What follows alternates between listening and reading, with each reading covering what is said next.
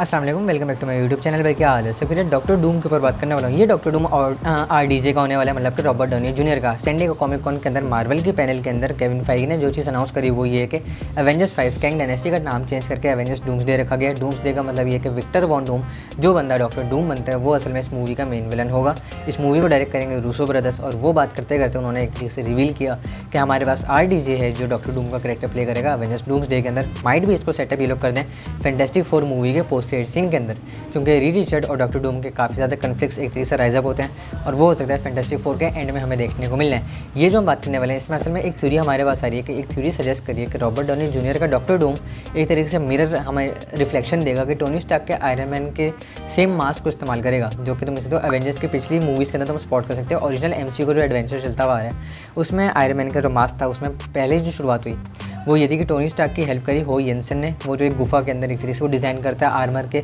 पहले मार्क 1 वाले को क्रिएट करता है, किस तरीके के वो था ब्लैक एंड वाइट सा स्टील का, उस तरीके का लोहे का बना हुआ, तो उसको किस तरीके से टेनिंग से छुपते छुपाते हमारे आयरन मैन टोनी स्टार्क ने वो आयरन मैन सूट को बनाया था।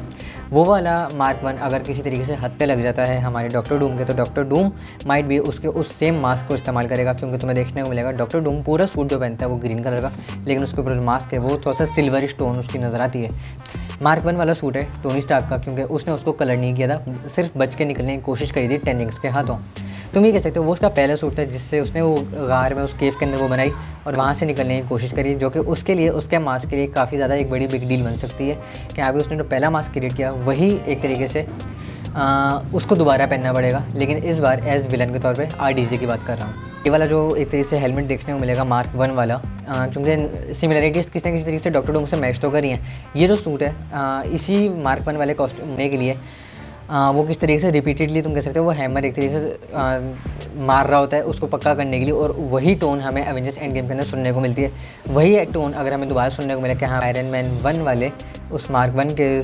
हेलमेट के अंदर थोड़ी सी चेंजेस वगैरह कर रहा है, तो ठक ठक की जो आवाज़ आएगी वो हो सकता है तुम्हें डॉक्टर डूम की एक तरीके से